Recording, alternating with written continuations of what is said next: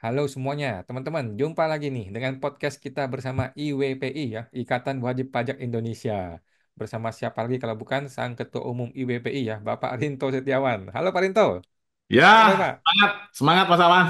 Ini makin cerah nih ternyata mukanya nih ya, luar biasa.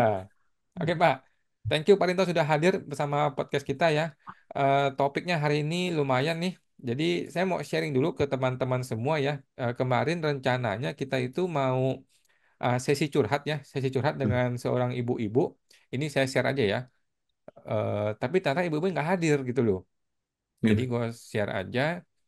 Jadi ada ibu-ibu namanya ini dari Instagram ya, namanya Kawai Nura ya, ibu tiba-tiba chatting saya di Instagram ya, Hmm. Eh, mau podcast gitu, mau saya podcastkan gitu. Jadi dia ada curhat gitu. Ini Bu Kawai Nura. Pagi Mas Awan, saya punya informasi yang sangat akurat perihal oknum pajak. Saya bisa pastikan informasi saya 100% valid katanya.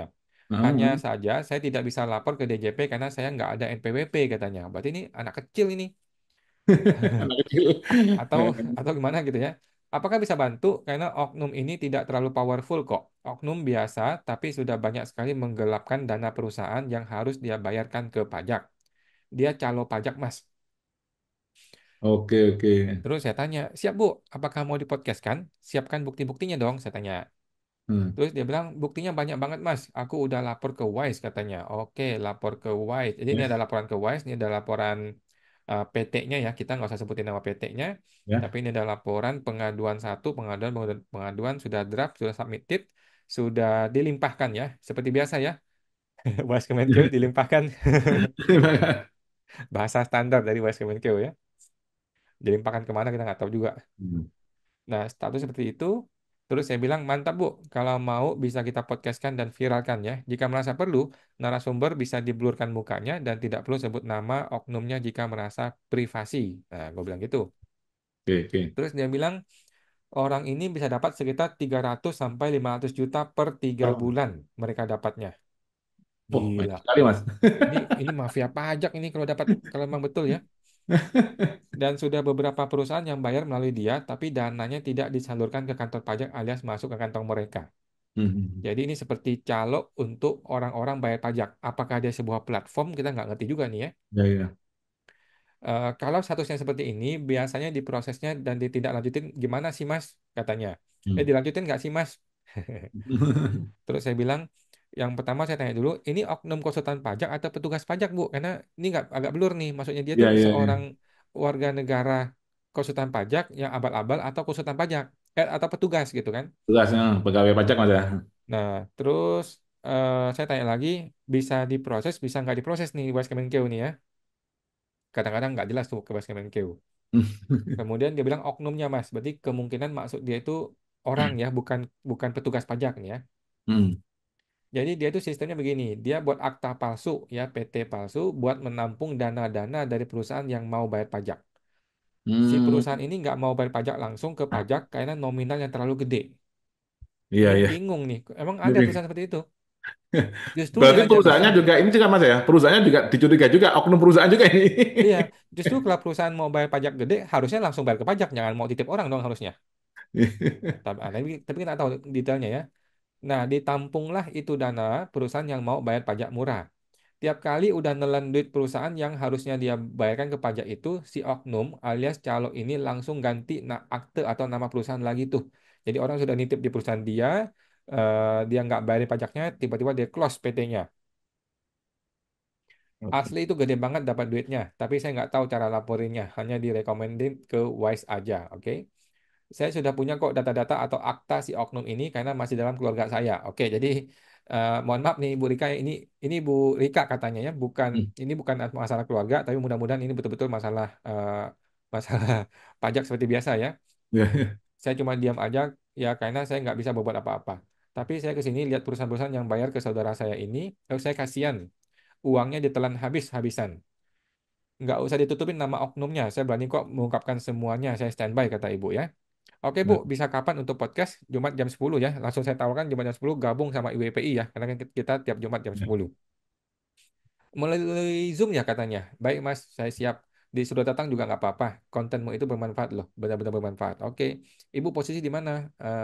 Wong itu saudaraku cuma duduk manis bisa dapat ratusan juta katanya. Oke, oke, oke. Kemudian aku di Tangsel katanya. Oke, nanti gabung aja. Saya bilang ya, saya gabung aja ke Zoom kita jam 10. Oke, oke. Dia kasih nomor Oh ya. handphonenya.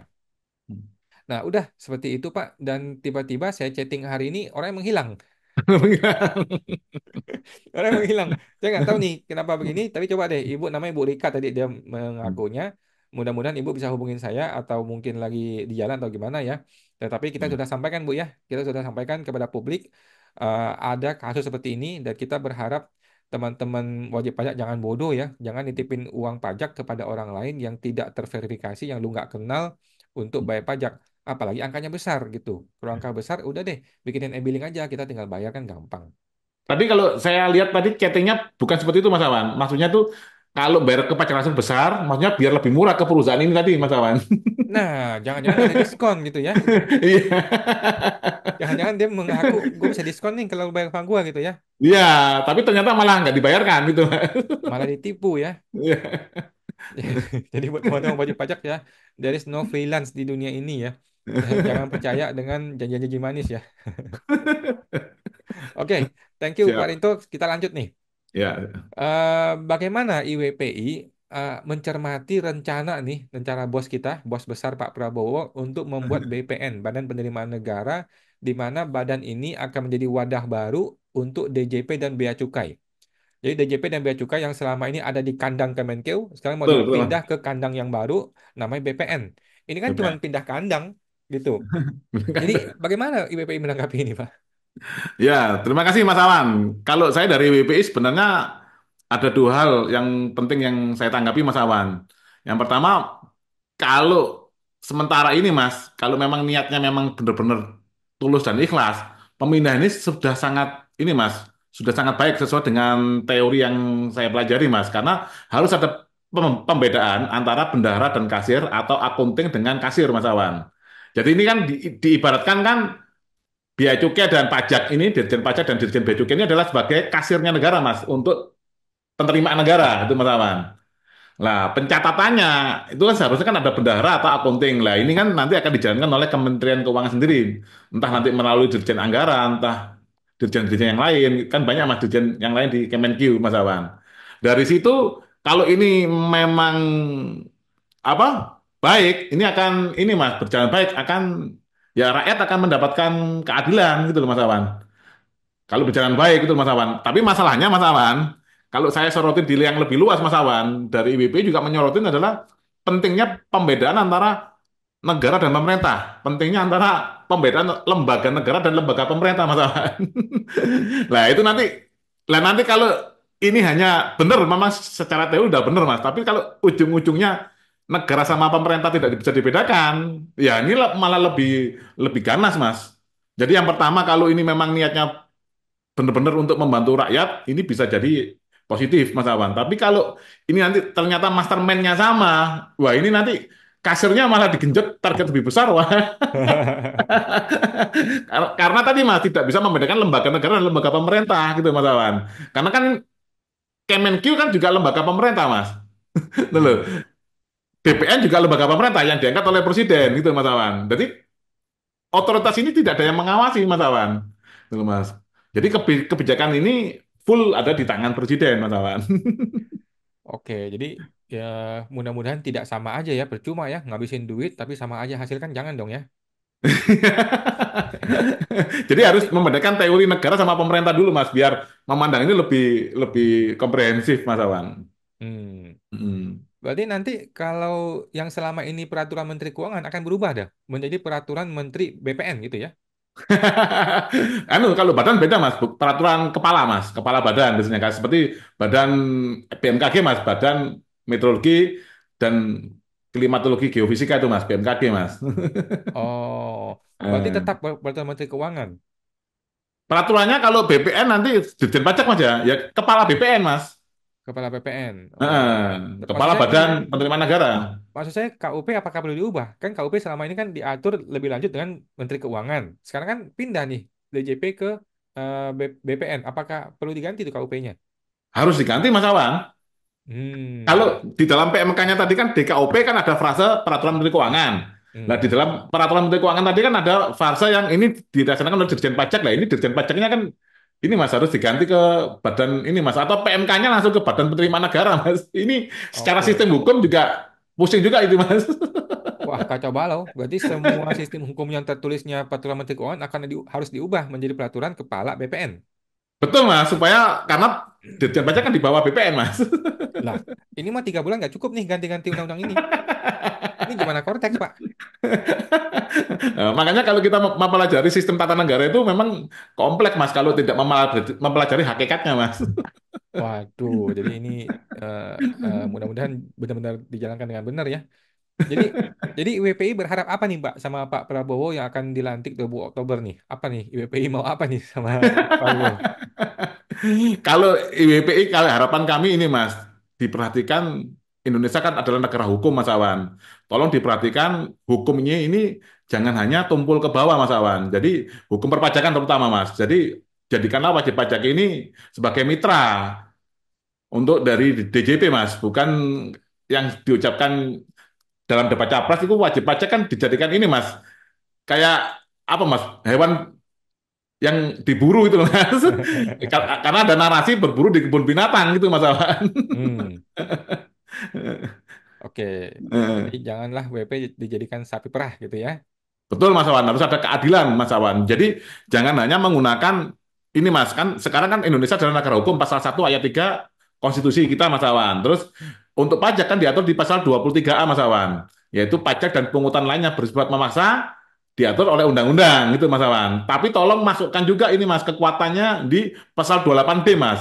Kesamaan setiap warga negara di dalam hukum gitu loh Mas Awan. Karena hukum yang ada sekarang ini Pak Prabowo kalau dengar podcast ini Mas Awan itu sangat merugikan wajib pajak gitu Mas Awan. Hmm. Tapi Pak, pengalaman saya Pak ya, oknum pajak itu mah nggak peduli dengan undang-undang Pak, nggak peduli. Nota dinas aja boleh ngatur undang-undang. Iya. Bayangkan. Lah, makanya itu namanya kebijakan Mas Awan.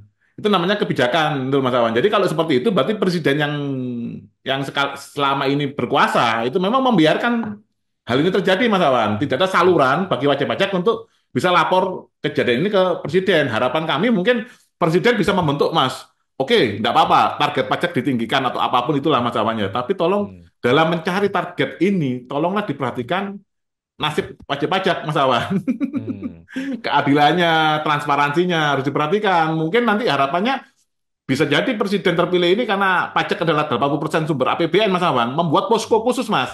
Di luar Hmm. yang sudah ada ini Mas Awan, di luar Hmm. Kompasjak, di luar apa Weskemenq, di luar Hmm. ombudsman sendiri mungkin itu loh Mas Awan. Jadi nanti dia membuat sendiri Mas saluran-saluran yang bisa langsung akses ke presiden bahwa ada loh ini apa banyak pelanggaran-pelanggaran dari pegawai pajak dalam mendapatkan penerimaan negara. Karena penting sekali Mas Awan, kalau pajak ini didapatkan dengan cara yang tidak halal, dalam tanda kutip menzolimi wajib pajak, itu kan menjadi tidak berkah Mas, penerimaan Hmm. negaranya Mas.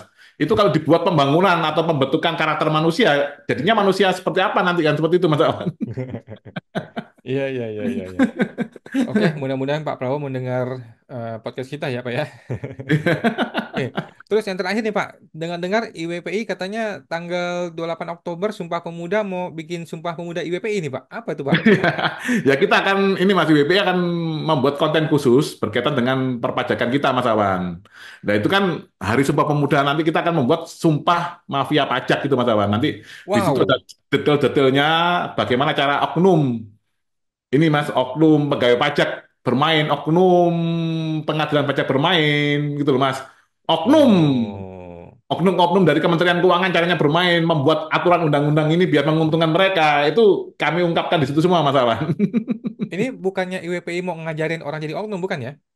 Bukan, Mas. Cara-caranya dia menjadi oknum, kenapa mereka kok bisa sekebal sekebal hukum saat ini, Mas Awan? Ini kan sepertinya pengalaman saya juga, Mas. Mungkin Mas Awan juga. Itu kan sepertinya ini kan pegawai pajak ini kan kebal hukum, Mas. Betul, Mas. Hmm. Makanya saya masukkan ini, Mas, di WP pasal 28B, Mas. Kesamaan kedudukan setiap warga negara di hadapan hukum itu, Mas Awan. Hmm. Eh, Oke, Pak. Kita tunggu Oke, Sumpah Pak. Pemuda tanggal 28 Oktober nanti. Oktober. Siap, Mas Awan. Konten Oke. spesial, Mas. Hari Sumpah Pemuda, Mas.